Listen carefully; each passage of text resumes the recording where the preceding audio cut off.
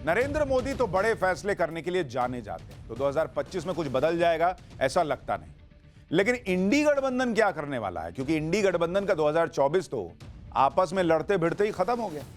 2024 इन्होंने शुरू किया था मोदी को खत्म कर देंगे इसे, और खत्म 2024 खत्म होते होते इंडी गठबंधन खुद ही खत्म होने की कगार पर आ गया।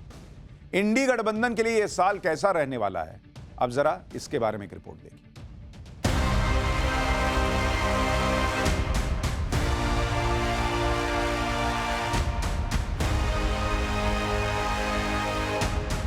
जब इंडिया अलायंस बना था तभी नरेंद्र मोदी ने कह दिया था कि मोदी को हटाने के लिए बना ये इंडिया अलायंस कुछ ही दिनों में ऐसा टूटेगा कि ना इंडी रहेगा ना अलायंस। कुछ दिन पहले भानुमति का कुनबा जोड़ा,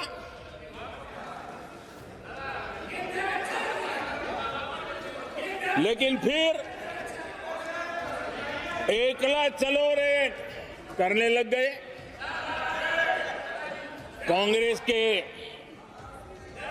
लोगों ने नया नया मोटर मैकेनिक का काम सीखा है और इसलिए अलाइनमेंट क्या होता है उसका ज्ञान तो हो गया होगा, लेकिन मैं देख रहा हूं अलायंस का ही अलाइनमेंट बिगड़ गया।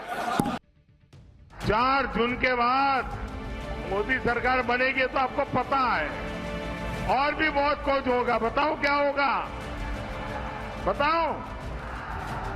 ये इंडी गठबंधन टूट करके बिखर जाएगा, खटाखट खटाखट। लोकसभा के बाद हरियाणा और महाराष्ट्र जीतकर मोदी ने ऐसा धमाका किया कि इंडिया अलायंस की धज्जियां उड़ना शुरू हो गई।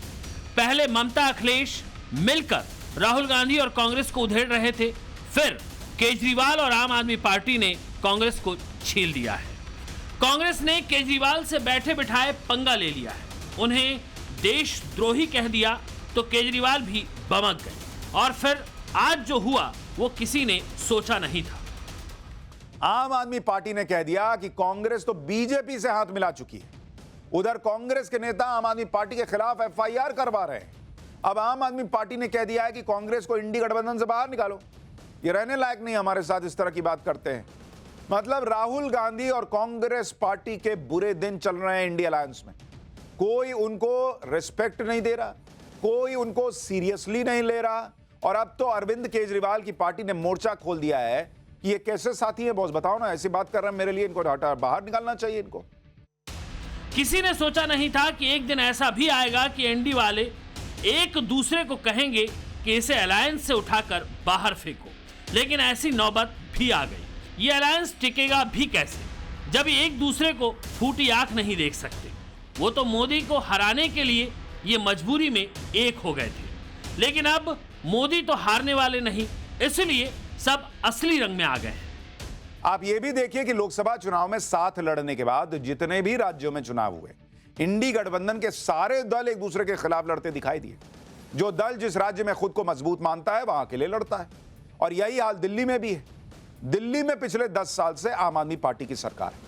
आम आदमी पार्टी ने दिल्ली को अपना गढ़ बना लिया है, जहां केजरीवाल को हराना अभी तक बहुत मुश्किल रहा है, और इसी वजह से आम आदमी पार्टी दिल्ली में अकेले चुनाव लड़ रही है। कांग्रेस भी दिल्ली में अकेले लड़ रही है।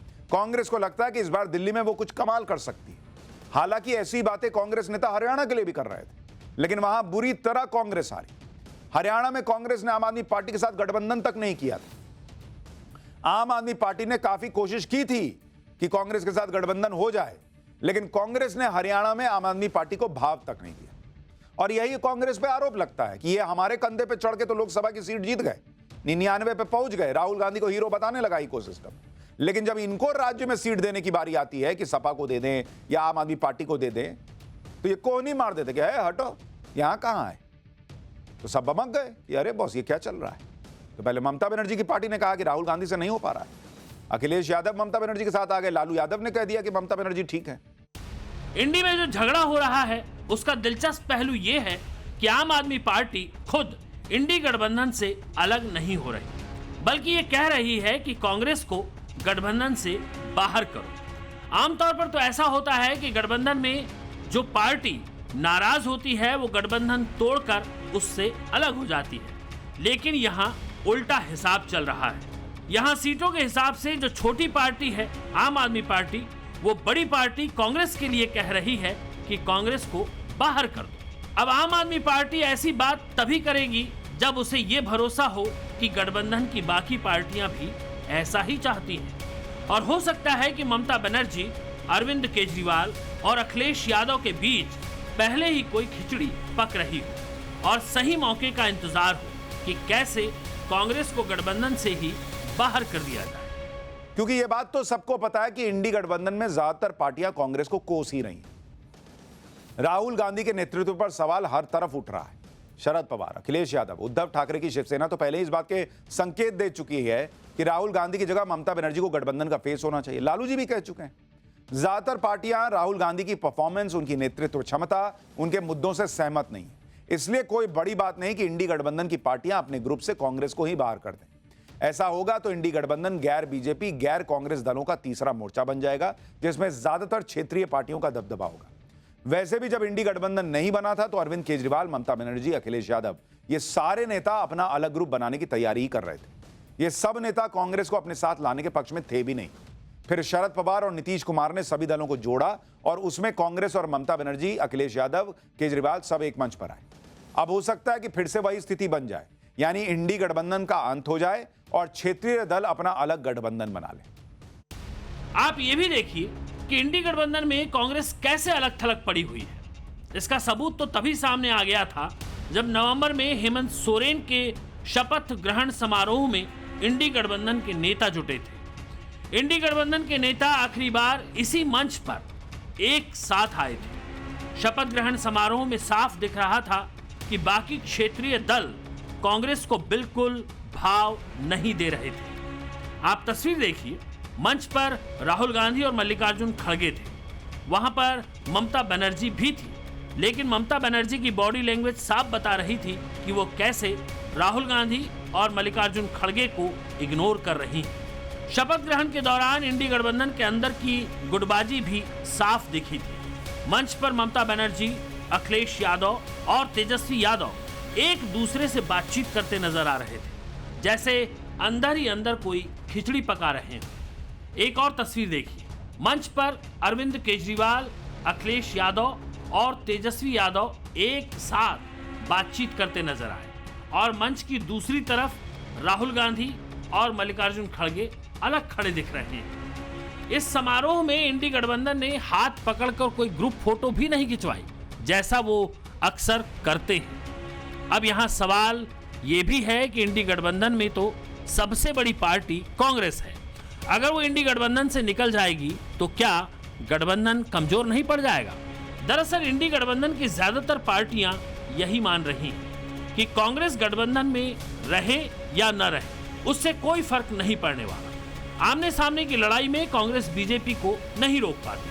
कांग्रेस के बारे में इंडी गठबंधन की बाकी पार्टियों की धारणा गलत भी नहीं है, क्योंकि आप कांग्रेस का प्रदर्शन देखिए। हरियाणा में सीधी लड़ाई में कांग्रेस बीजेपी को नहीं रोक पाई। महाराष्ट्र में इंडी गठबंधन का साथ लेकर भी कांग्रेस कुछ नहीं कर पाई। कांग्रेस 102 सीट पर लड़ी, 16 जीत पाई। जम्मू कश्मीर में भी कांग्रेस नेशनल कॉन्फ्रेंस के साथ लड़ी, लेकिन अपना काम नहीं कर पाई। जम्मू में बीजेपी को रोकना था, कांग्रेस इसमें भी फेल हो गई। कुल 38 सीट पर लड़ी, 6 जीत पाई। तो इकोसिस्टम राहुल गांधी राहुल गांधी राहुल गांधी करने से नहीं ना होगा बॉस। इलेक्शन में राहुल गांधी कुछ कर ही नहीं पा रहे हैं, तो सबको दिख रहा है ये आदमी और इनकी पार्टी बोझ हो गए। आप ये भी देखिए कि इंडी गठबंधन में जो क्षेत्रीय दल हैं वो अपने दम पर ही बीजेपी से टक्कर ले रहे हैं और कांग्रेस का होना ना होना उनके लिए ना के बराबर है। आप यूपी का उदाहरण देख लीजिए। साल 2017 में कांग्रेस और समाजवादी पार्टी साथ में लड़े। सपा ने 47 सीट जीती, कांग्रेस 7। साल 2022 में कांग्रेस और सपा अलग अलग लड़े तो सपा 100 के पार पहुंच गई, 111 सीट मिली, कांग्रेस 7 से 2 पर आ गई। तो कांग्रेस आपके कंधे पे चढ़ के फल लूट सकती है, आपको अपने कंधे पे बैठा के कुछ कमाल नहीं कर सकती। ये लोगों को समझ में आ रहा है। कुल मिलाकर अब इंडी गठबंधन का कोई भविष्य नहीं दिख रहा। सब अपनी ढपली, अपना राग वाला हिसाब किताब चला रहे हैं।